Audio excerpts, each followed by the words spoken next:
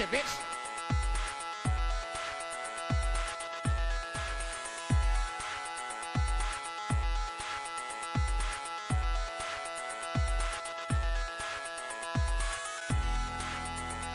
Let's go, Brandon. I agree.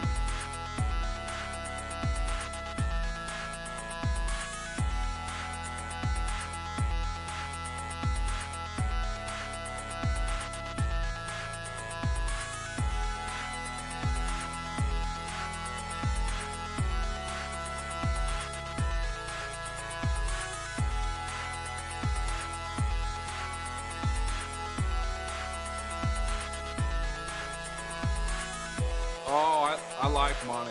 Yeah, I like money though.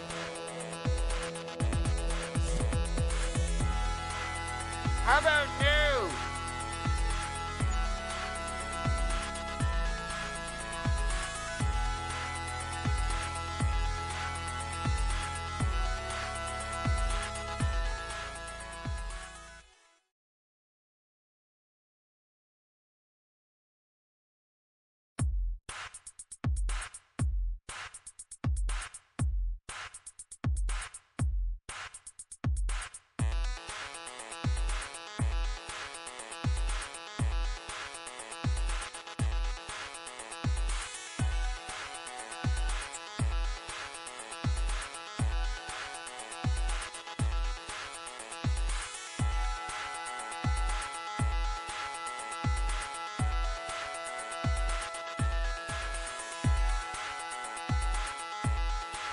Very nice.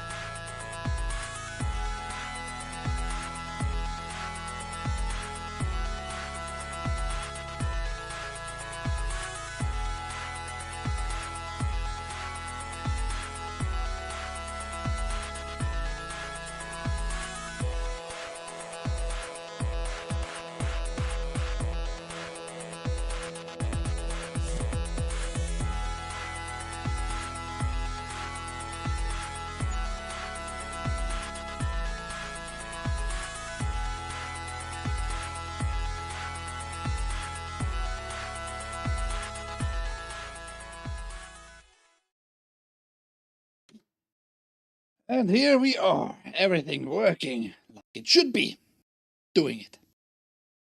Yes.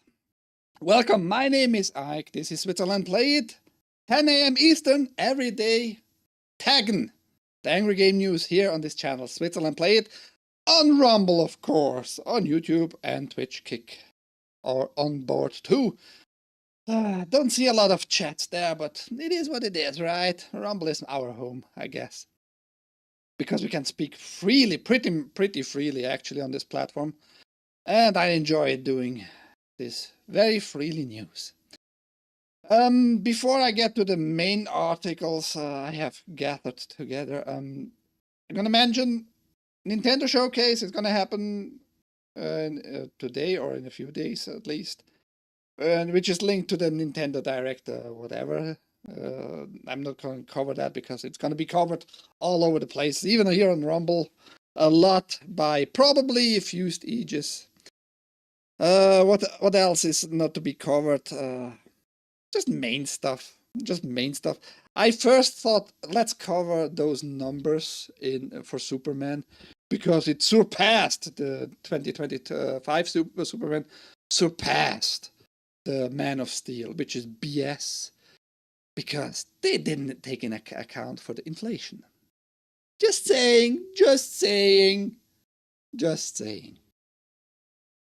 But yeah, I read the whole article I saw there with all those numbers and it made no sense. They praised it as a big deal. No, it's not. It's barely made now 500 million globally. Take that in account with 300 million. I'm running it, round it down to 300 million for the production, about roughly 200 million for the marketing, 500 million alone for production and marketing, and you're gonna get back only half, like a base number, only half of all the box office numbers.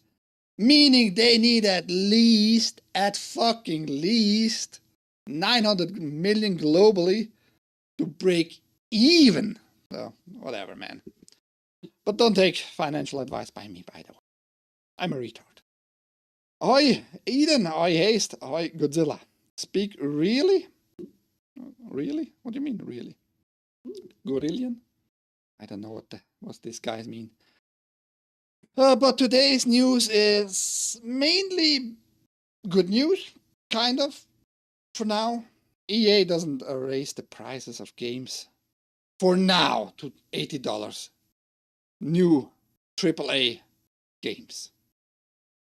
Is that not great? I think it's great. Before we come to that, though, let's talk about Call of Duty. And Godzilla's gonna make his joke as usual. These two Call of Duty games are being removed from Call of Duty HQ today. Activision is making a key change to the Call of Duty HQ, the launcher that houses the latest Call of Duty games. As of today, July 29th, yesterday, Activision is removing Modern Warfare 2 2022 and Modern Warfare 3 2023 from Call of Duty HQ, and they will become standalone downloads that are available outside the main launcher. Players will need to re-download them, Activision said in a statement. The company added that legacy content related to MW2 and MW3 modes within Call of Duty HQ will be removed on August 7th to help free up storage space. MW2 and MW3 operators and weapons for Call of Duty Warzone will not be impacted by the change, Activision said. So you can keep your weapons when you bought them and are like cross-playable or whatever. I just find it interesting and weird why you take those games outside of this launcher. I mean, it's weird that you need a launcher in the first place, I guess. And why am I so high? Why am I so high? Let's change that. Is my camera like following me? Not really. Why was it so high? Where was I? Yeah, I find it weird that they take it out of the launcher, but still keep it, of course, like available, just to free up storage space. They're not explaining what they really mean with that, but I guess there you have it. Weird changes. Maybe they are like just preparing to remove them completely. Who knows? Oh, ouch. Lay off the herb. What herb? I don't know what herb you mean. Switch 2 accessory lets you game and snack with built-in McDonald's fries holder. Now that the Switch 2 has launched, we are expecting to see more accessories for it revealed in the months to come. While an ergonomic set of controllers to replace the Joy-Con 2s would be appreciated, one creator has come up with a different and potentially greasier, not potentially, alternative that you can build for free if you have a 3D printer. Called the Gamey Fries. This containers allows you to clip your Joy-Cons, to clip it to your Joy-Cons or switch to it, and enjoy an artery clogging meal of McDonald's fries during a Donkey Kong Bonanza session. I'm not going to read the rest of the article. Let's just watch this together. Let's just watch this together. I think that's the most retarded idea for a Switch 2 we have seen so far. So you print out this thing here, this prize holder.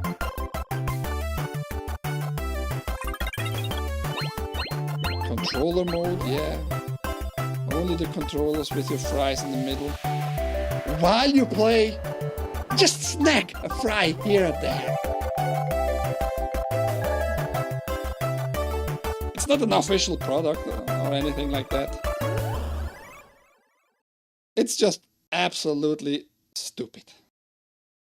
You're gonna have all that grease. Although fries from McDonald's don't have a lot of grease these days. But still, it's stupid. It's retarded. It's fucking moronic. It's all the bad in one little plastic container there. Maybe you want it. I don't know. I hope you don't want it. I hope you're not one of those people who want it and are one of my viewers. I don't want to make you more stupid with this idea, though. Huh? Keep that in mind. In Switzerland, they dip their herbs in chocolate. Or you mean like marijuana? I've never tasted marijuana. Are you gonna make this ArchMyJunk for your upcoming Switch 2 purchase too? You're gonna buy a 3D printer probably. Maybe. That is dumb. Fat kids are like the Rizzler will love it. The Rizzler, yeah. He's gonna promote it sooner or later.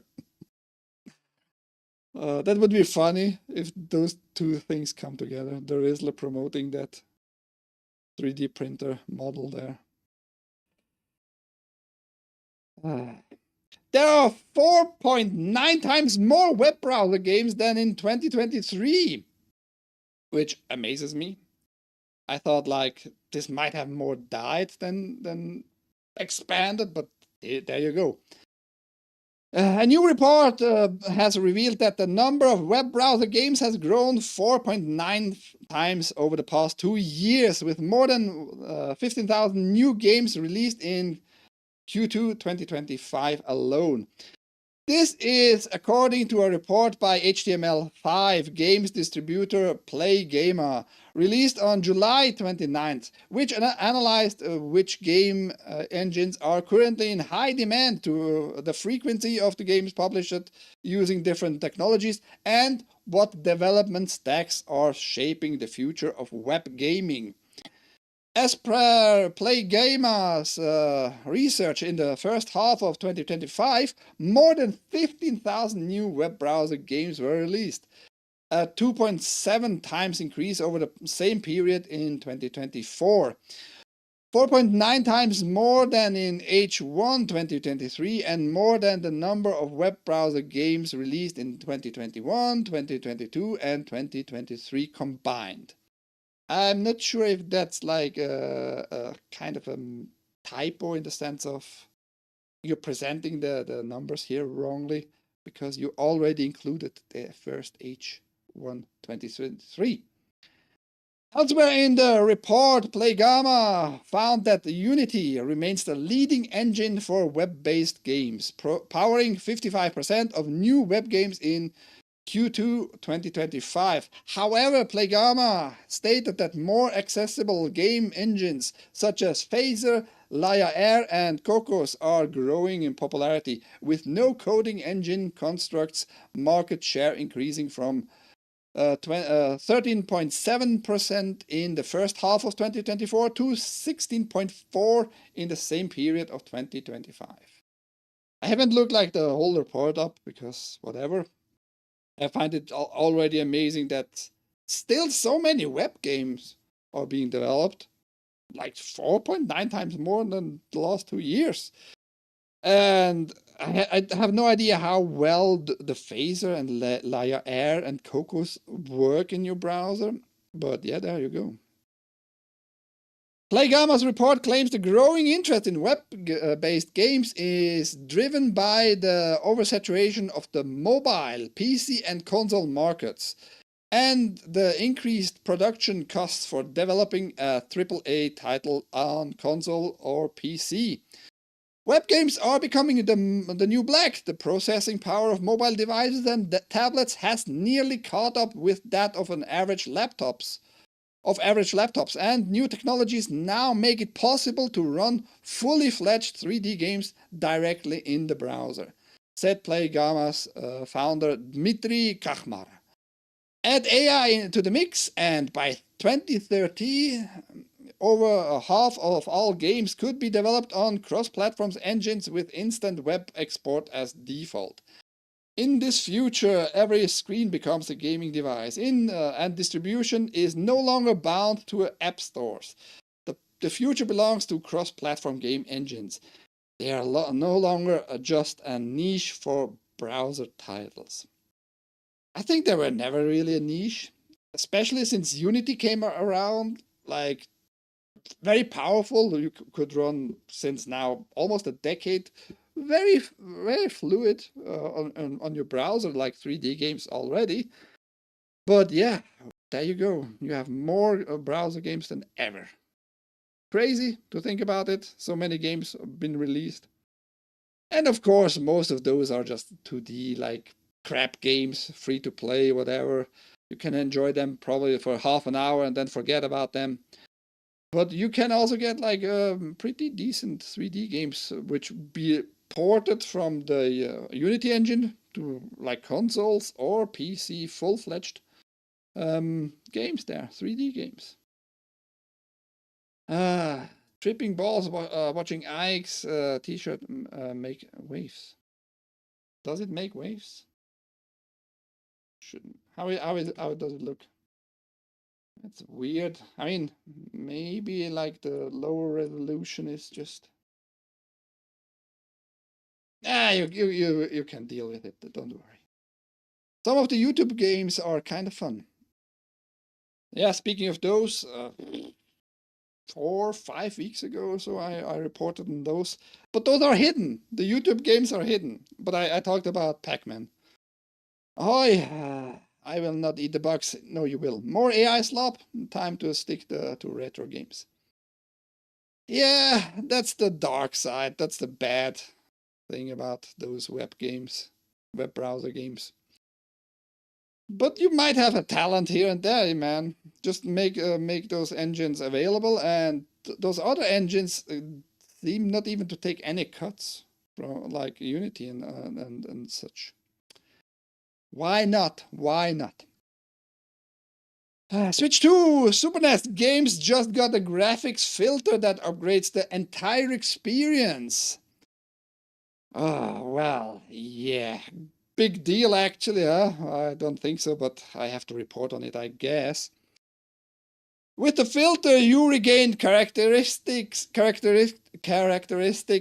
made graphics on the Super Nintendo so memorable to begin with. Scan lines interlacing, finer details. Finer details? Not really. Paradoxically, by trying to improve the visuals, newer displays end up highlighting all the wrong aspects of pixel art, which were designed with the limitations of CRTs in mind. This means that games of the Super Nintendo's era end up with harsher lines and more washed out feel than they were meant to. Granted, some fans rely on other means to ensure that their favorite games render as intended, but for those of you with a Nintendo Switch Online subscription, you've got a new option. Simply load up the Super Nintendo's classic app, head to settings and select CRT filter. There's an example of how this setting changes things in the top image, but there are a couple of comparison shots for your pleasure. So this is without the filter. Obviously, I hope for my viewers, if you're into retro a little bit, that's just how it's displayed, but that might be a bad screenshot, actually. I'm not super sure. Maybe the Switch does it badly in the first place, emulating those things in the first place badly. And this is with a new filter. I prefer this one with the CRT filter for sure, because you get like the gradients are way better, like more visible. It looks like just more pleasant to the eye because it's going to be like anti-aliasing effect like on the picture. So it looks just better in my opinion. You lose, of course, brightness, but they should have counted for that, pushing it a little bit more. Who knows, huh? I remember this game, the Donkey Kong. Every fucking night, I don't refresh.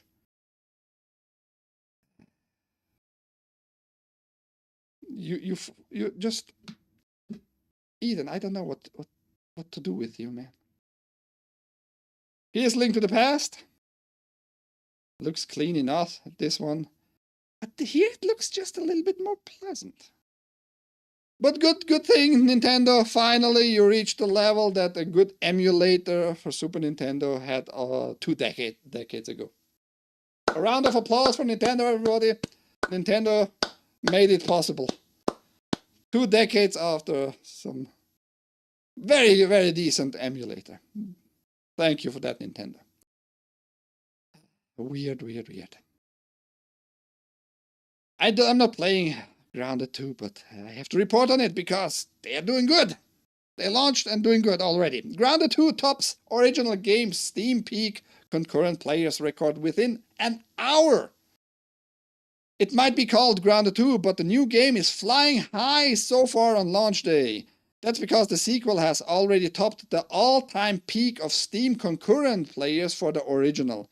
In fact, it didn't even take a full hour to break the record. On X, Xbox commentator Claude Brille, which means toilet seat, pretty much. Weird what people call themselves. Just like some rumbler a few days ago. Finally, he recognized what his character is. Dipshit. And he was Daddy Dipshit. People are weird with their names. Pointed out Grounded 2's strong start on Steam. The open world survival game has over 49,500 concurrent players on Valve's platform at the time of publication per SteamDB. That easily clears the all-time peak of 32,012 concurrent players in 2021 for Grounded, according to SteamDB.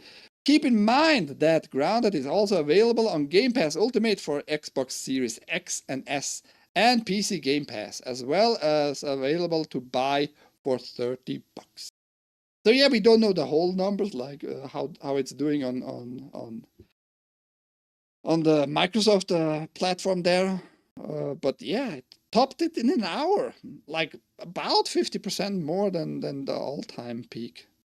Good for them. Everybody who enjoyed Grounded is probably going to enjoy Grounded 2 a lot. The news were flooded with Grounded, like tutorials and where to find this resource and all that. I don't care. Me personally, I don't give a shit about this game. But I know about people who really loved the first one. One day you will get it right. Maybe. The Nintendo Ninjas will come for Ike. They will send Yasuke to look deeply into his eyes. Nintendo can go suck me balls. How about that? I streamed Link to the Past, by the way, Nintendo. I streamed the whole game. I even streamed the whole game of Ocarina of Time. So I infringed your copyright, maybe, huh? Fuck off. Oh, we are already on the one big news here. EA CEO says no $80 games for now. We are not looking to make any changes at this stage. As Nintendo takes the first step towards selling full-priced AAA games at $80 and Xbox starts to follow suit but backs off, EA has now also made its position clear. No $80 games for now. We are not looking to make any changes on pricing at this stage, said CEO Andrew Wilson during today's Q1 earnings call.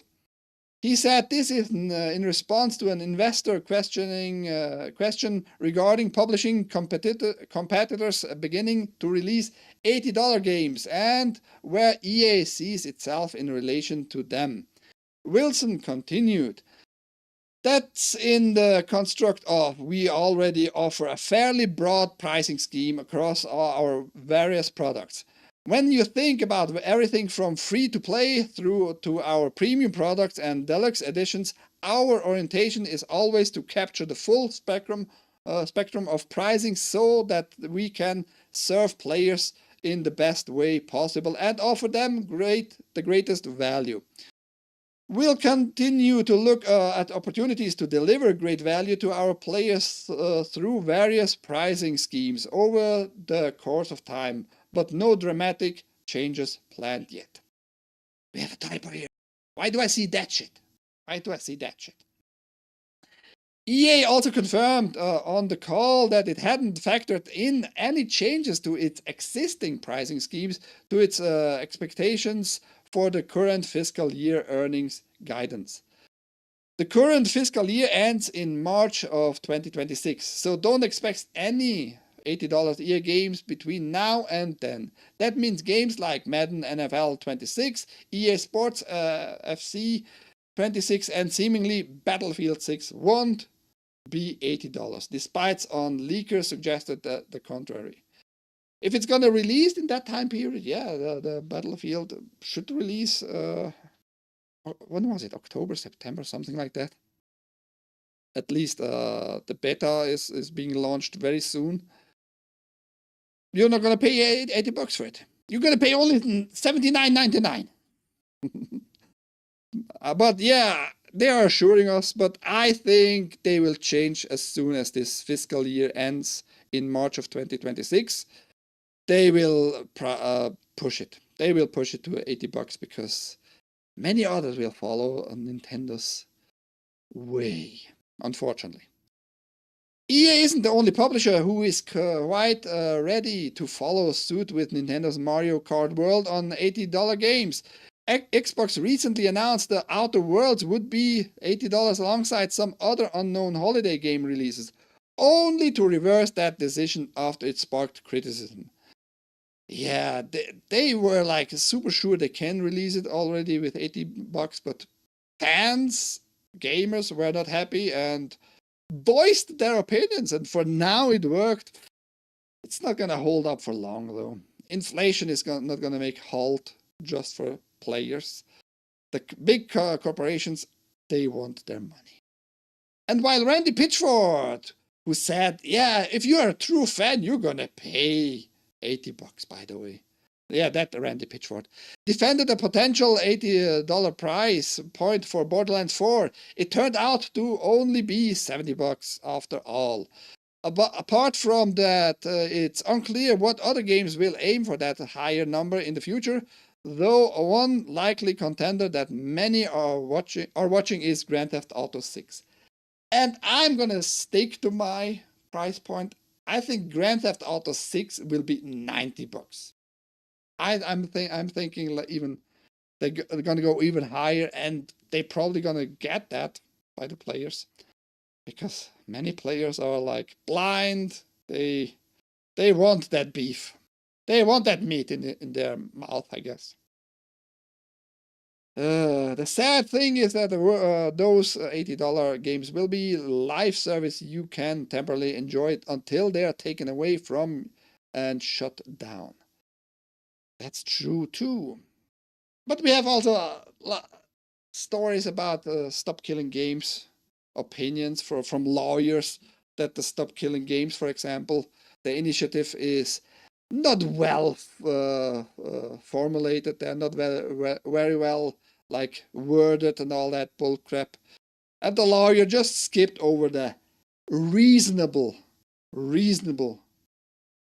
statement in the initiative. Little side note for fans of shooters. R-Type Delta HD Boosted launches November 20 in Japan. R-Type Delta HD Boosted will launch for PlayStation 5, Xbox Series, PlayStation 4, Switch, and PC via Steam on November 20th in Japan, Publisher City Connection announced. And here you have a whole list of editions, what they are including, and special edition, premium edition, all that stuff. If you're a big R-Type fan, especially from Delta, this is the HD remaster pretty much. It looks good, but price, I don't know, yen. How much is a yen? Like 5,000 yen for the base edition? 5,000 yen, US dollar. 34-ish bucks. I think maybe fair. You decide for yourself. I just wanted to point it out because I haven't heard about Delta for a long time, R-Type Delta, R-Type in general, I guess. And yeah, there you have it. There's a video in the article. All articles down below in the video description, just like the donation link. Give me all your money now, because... Oh, I like money. Yeah, I like money, though. It looks fine, but is it 34 bucks worth? Yeah, very hard call for me, at least. In the 20 bucks range, it would maybe woke a little interest in me. That's for the base game. Wait for the special edition version.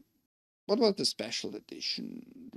Oh, for you mean maybe for GTA? Yeah, I said for GTA the special or deluxe edition or whatever.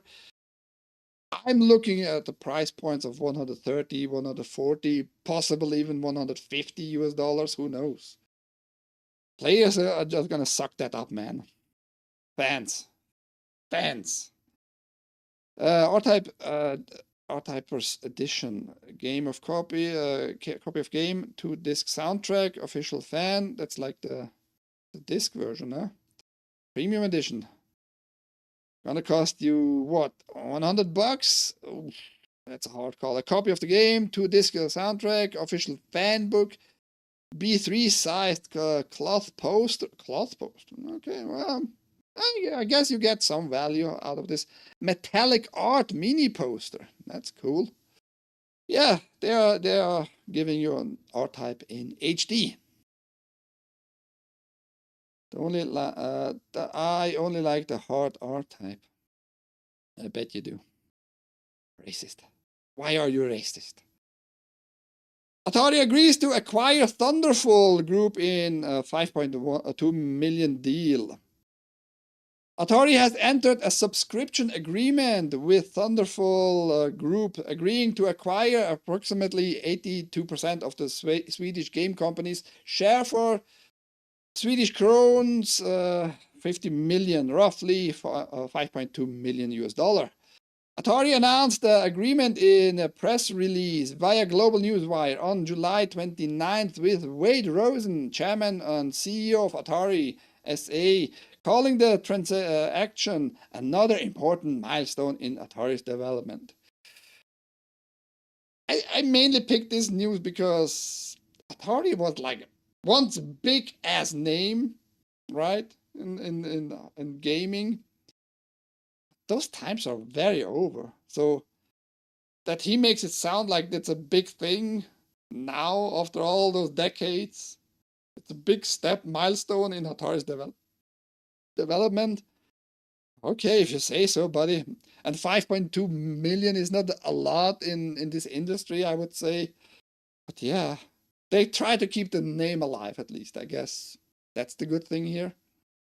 The subscription agreement is subject to approval by Thunderful's shareholders, who will vote at an extraordinary general meeting to be held on or about August 28, 2025. Should the agreement be approved, Atari will become the majority shareholder of the Thunderful Group, which currently owns development studios CodeSync, Early Morning Studios, Studio Fizbin, Thunderful Development, and To the Sky, as well as publishers Rising Star Games and Thunderful Publishing.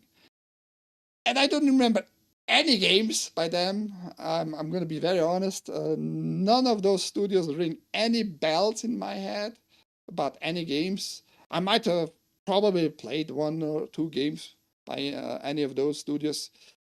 But yeah, the name's like not being recognized on my end here. Love the original R-Type.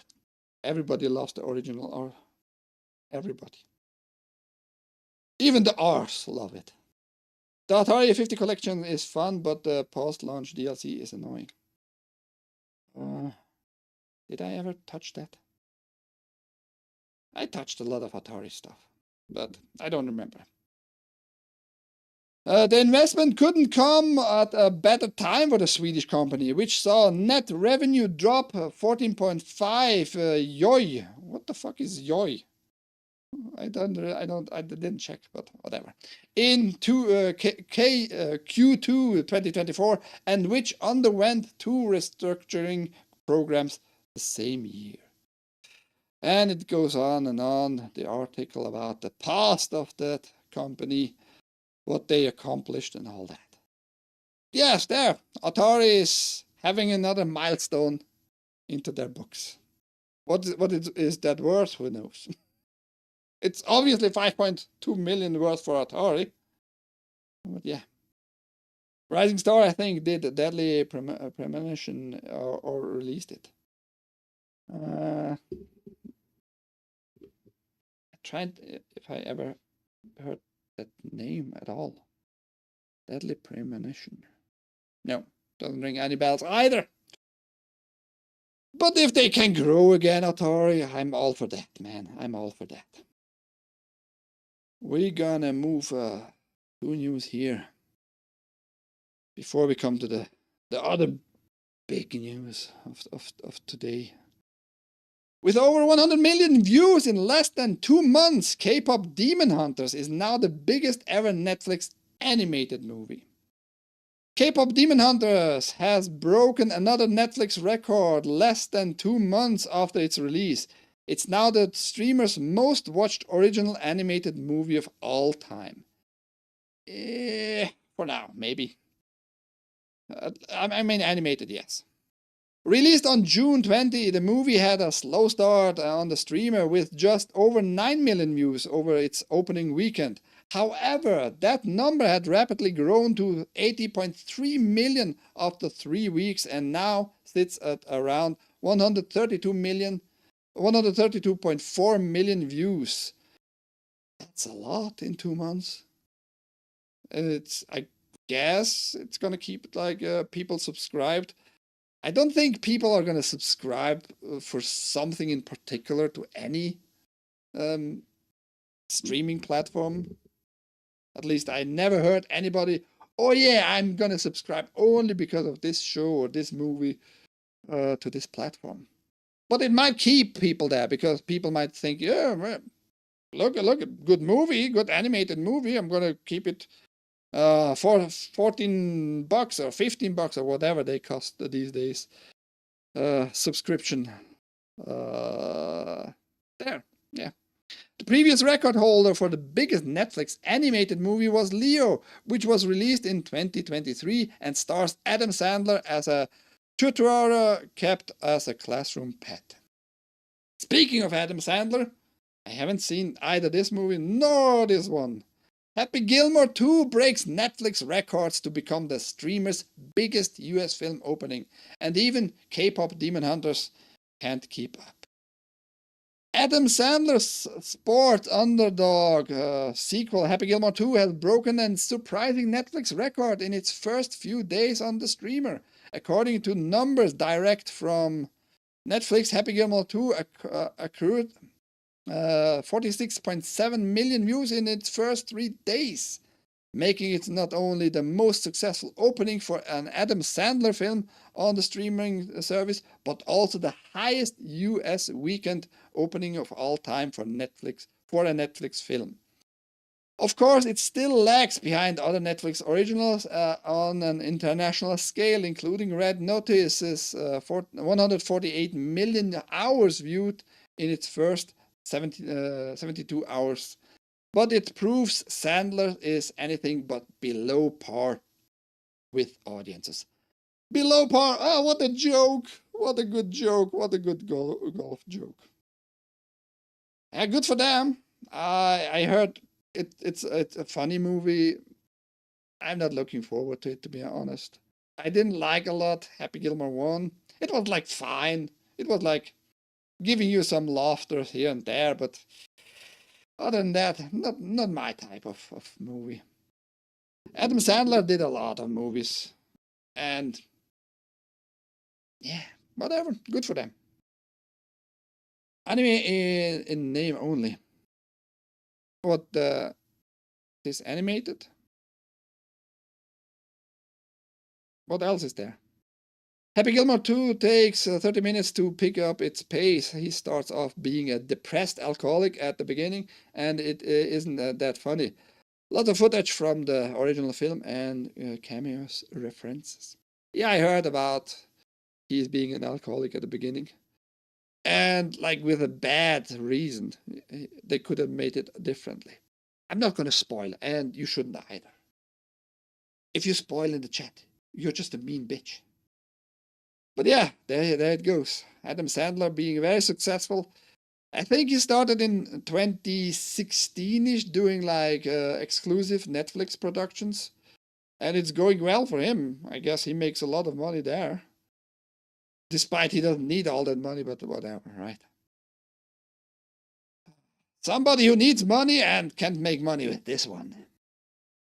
Pokemon TCG Pocket apologizes. Pulls new cards following plagiarism accusations. When accusations of plagiarism are made, there is usually an awful lot of back and forth, denials from all sides, and rarely clear-cut satisfaction. But after yesterday's claim by a Chinese illustrator that his artwork had appeared in Pokemon TCG Pocket's brand new set, Wisdom of Sea and Sky, the mobile app's official X account, has released a statement saying the affected cards have been removed entirely. So this happened yesterday very quickly, like it was just published, looked very similar, and you can see it in this picture. Can we make it a little bit bigger? Just to make it very obvious in this side-by-side view. I mean, if you look at the wings alone, three-colored, like on the outside, more darkish yellow, very light yellow inside in the middle, then the orange or reddish inside, right?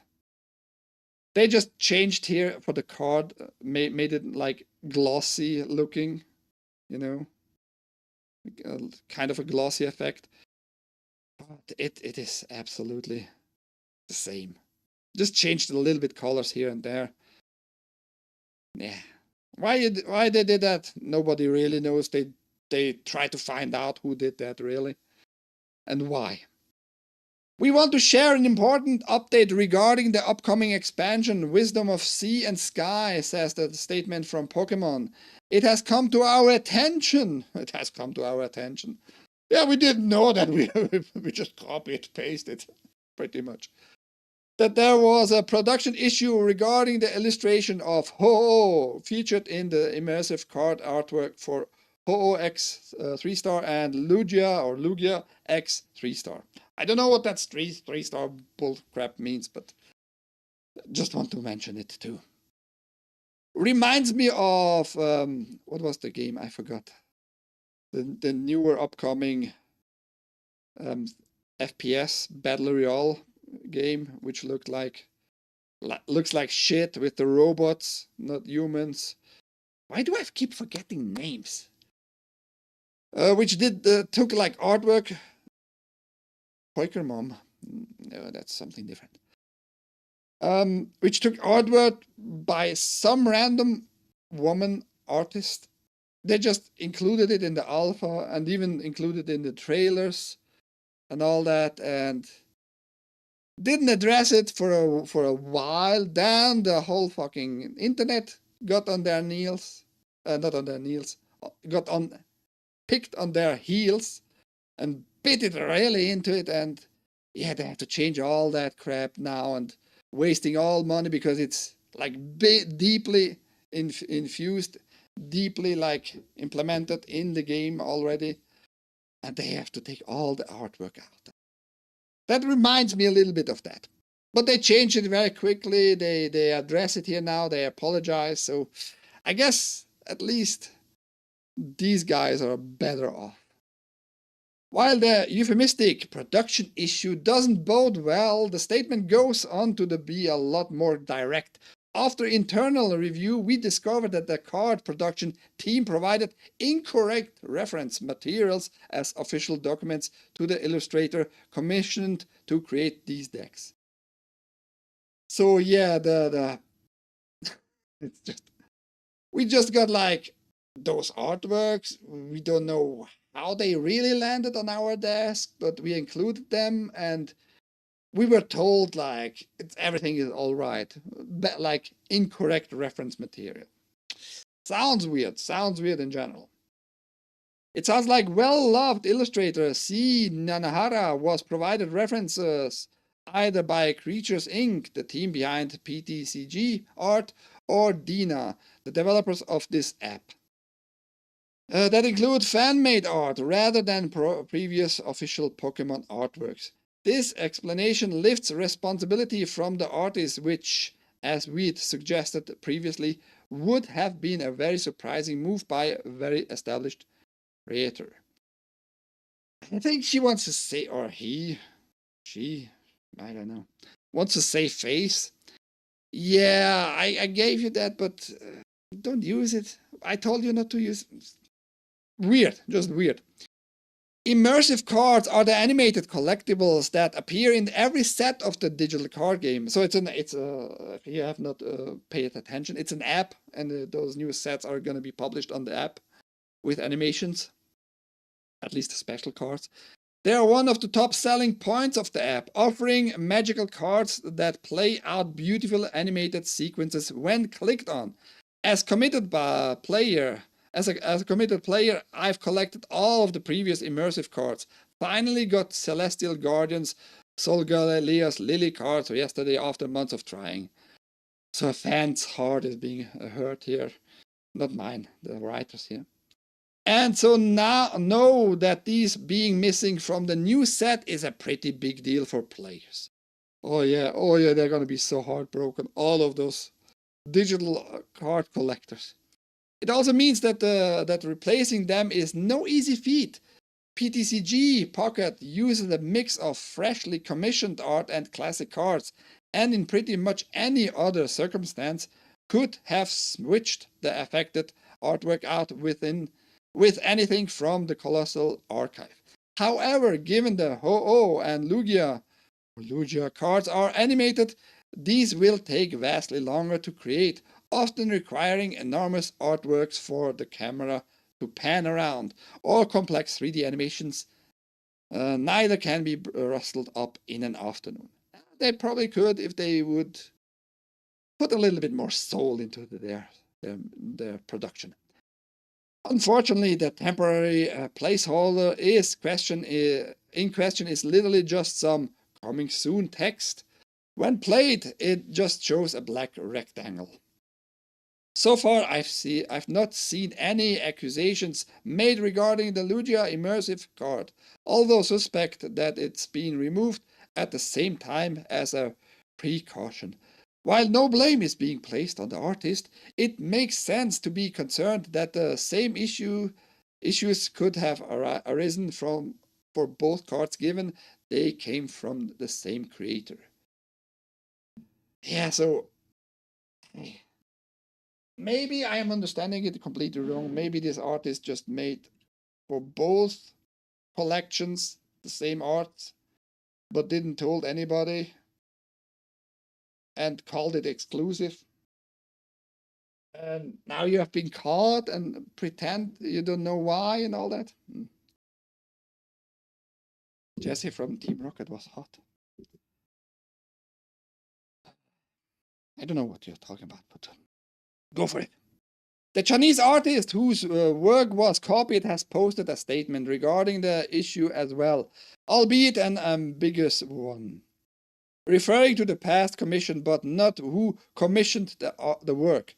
I solely delivered commissioned to the artwork, he says in his own translation, with no involvement in subsequent model production, sales, or profit sharing. This revealed past gaps in copyright awareness. He added profound gratitude that the artwork had been removed. Okay. Maybe they could have handled it differently. Like, just quick call, are you okay? This is our price. We're going to pay you this, and just publish it, whatever. Because now people are just waiting, having a coming soon screen there. maybe it's gonna hurt a lot of card collectors' hearts. What do you think about this issue? I just find it funny that it's kind of a copyright infringement in a way, and it comes like to the direction, it goes to the direction to China, like a Chinese artist has his own copyright infringed. Weird, weird, weird. And here's the whole artwork, by the way, linked down below. Time-wise, we are quick. I thought I would have more to say, but yeah, here we are. Last news for today, everybody. I'm every day here, by the way. Monday through Friday. I'm going to repeat that so people memorize, people come in the chat, people talk to each other, people talk to me. Every day, Monday through Friday, 10 a.m. Eastern, I talk about gaming news, gaming hardware, video, movies, and TV shows also. So if you want to enjoy like just straight up news and not too many opinions in the sense of big like outlines of my opinions, that's the place, man. I just said yesterday, there are not only yesterday, but there are not a lot of gaming news actually on Rumble at least, which like just cover news itself, which I find weird.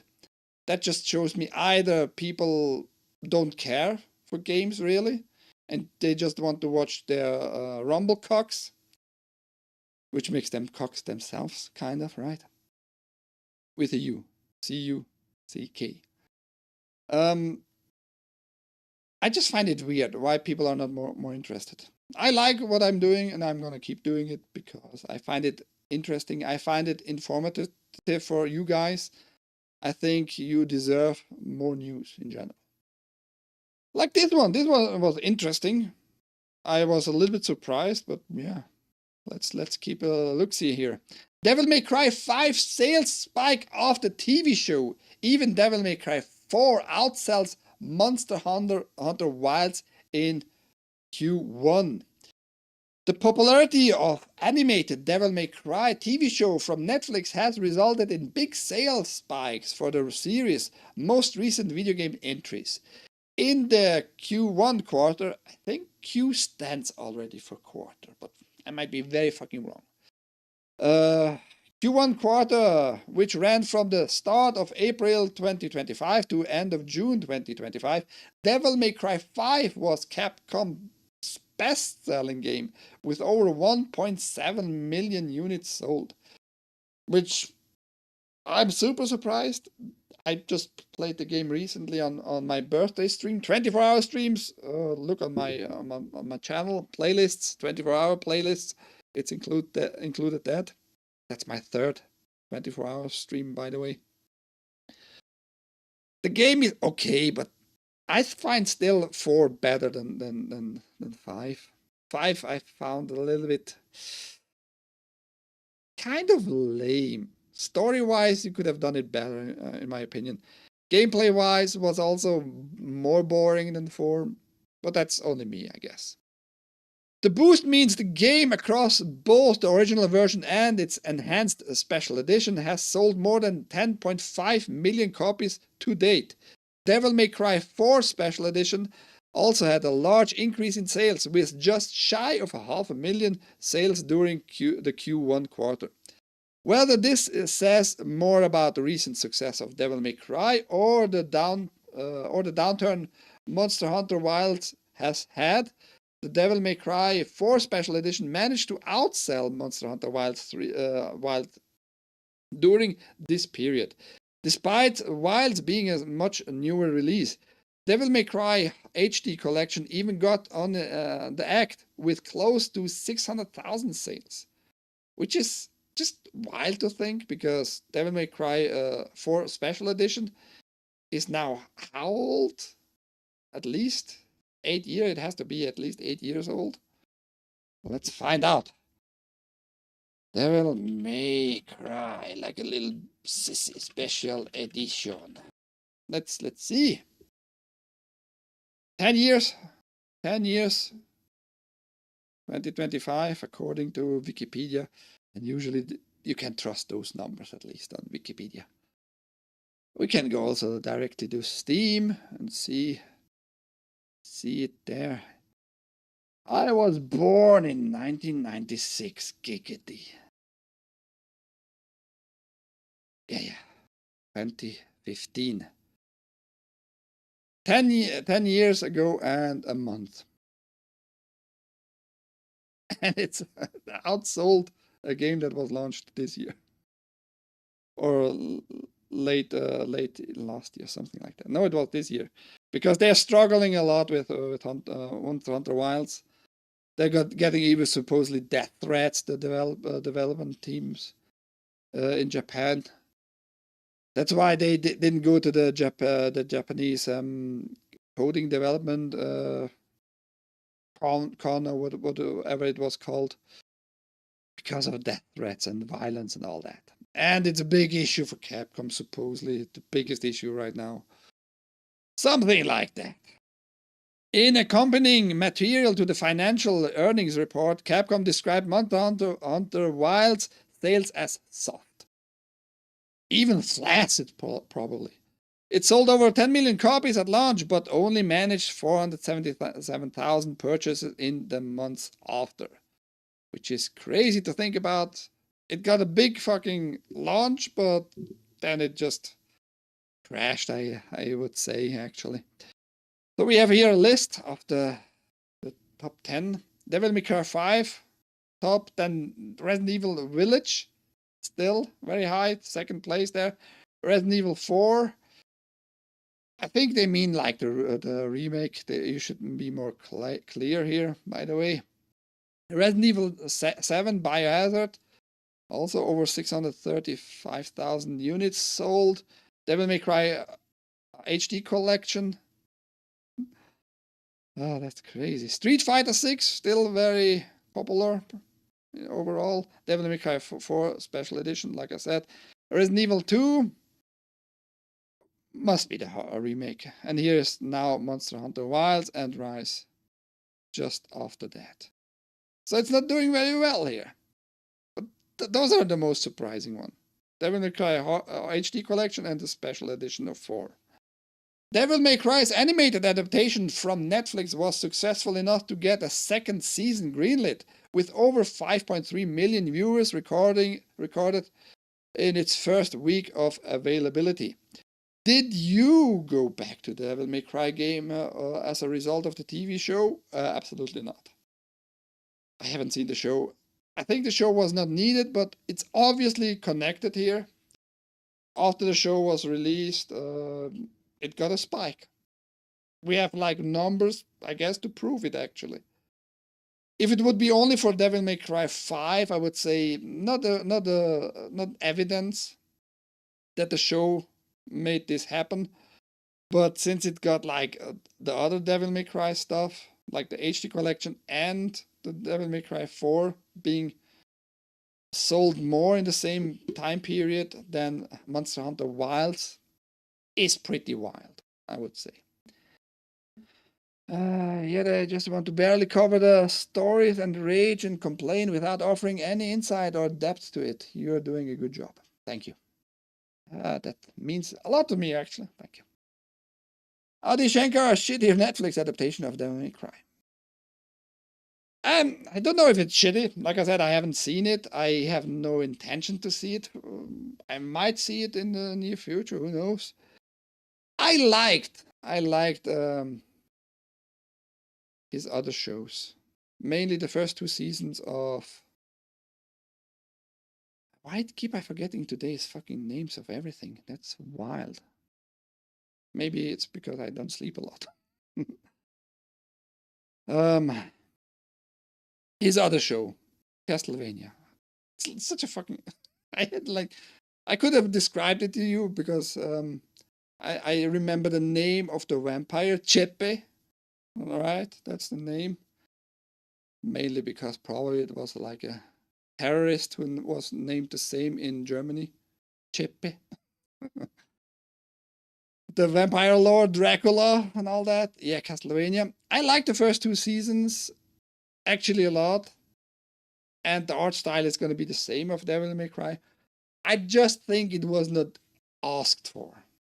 Nobody really asked for, but I'm pretty sure Capcom is very fucking happy that at least they get money, a little bit more money because of Devil May Cry, the show, because they have it rough right now with their Monster Hunter Wilds. It's having bad performance. It's still they are still like figuring it out how we can increase their performance with patches. They made like a patch map line there, and it's not doing well. People are pissed and giving them death threats, threats of violence, and all that. That's like a big issue for Capcom. So yeah, but yeah, we figured out an hour. That's enough, I guess. I hope you enjoyed my mumbling, my bad English, my struggle with keeping my eyes open, but still not managing to sleep. So, the past 2 weeks were kind of rough for whatever reason.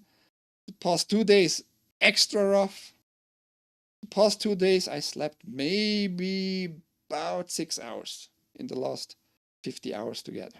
So, my name is Ike. That was Switzerland Played with TAGN. The Angry Game News every day, 10 a.m. Eastern, here on this channel. Be it on Rumble, be it on YouTube, be it on Kick or Twitch. Switzerland Played is the name. Mark it, follow it, give me your money, donate whatever you want, but give a thumbs up. Maybe it shows Rumble like I'm being watched. I don't fucking know. I applied, by the way, again to Rumble's creator program, but they don't want to let me in for some ominous reasons. I don't know why. Maybe because I don't keep my mouth shut. If you do bad, you're gonna get like criticized by me very directly. And I'm gonna tell you, I'm not gonna go lick your ass just because you give me the opportunity to talk in general. I am super happy that I can do that. But if you do bad, I'm gonna call you out that you are a liar, you're a pretender and all that, man. I'm just very honest in that regard, I guess. Or maybe too honest, maybe too open, maybe too blunt, maybe too direct. I'm gonna be like that forever, I guess, but not gonna make anything else. Yeah, 10 a.m. Eastern here on this channel. I hope you have a great rest of your day on this Wednesday, the hump day, how people call it, because it's the hump in the middle of the week. Oh, finally got over this hump. I have only 2 more days, regular work days ahead of me. Many people in the US work on weekends. I learned over the past 2 years. Many people work over the weekends, and yeah, I'm not one of those guys. Speaking of that, I'm still kind of in the search. I'm just pointing it out again. I would love to work with somebody. Camera, you fucker. I need to install the app for the camera because it's now following me. Bitch, go down. Come on. There. Stay there. Stay, asshole. I'm still in the search for a partner, a reliable partner who can be like on weekends, either Saturday, but I would prefer Sunday because Saturday, I want people to relax more, not to have any news. A partner who is on Sundays or Saturdays there for roughly maybe 2 hours for a summary podcast style of the last week or so, something like that. Focused again on news, because I think that's important, just to keep a focus on news. I think that's way more important than just to, I mean, playing games and all that is fun, but it seems to get very old already on Rumble a lot. And for some reason, people are driven to Twitch style streamers with the same games over and over again. And with that, I mean first person shooter battle royale. They can be fun, yes. But do we need that like all the fucking time? I don't know. I don't really know. I played a FPS today because I couldn't sleep, right? But it's an old game, Far Cry, so that's, I think, different than a Battle Royale, Call of Duty, and all that shit. I'm just not into that anymore. Fortnite, fuck that. I tried it once, never again. Unless somebody really wants me to play with me and demands it. But when will that happen? Never. Again, I would love a partner, a reliable partner, on a weekend show, 2 hour-ish.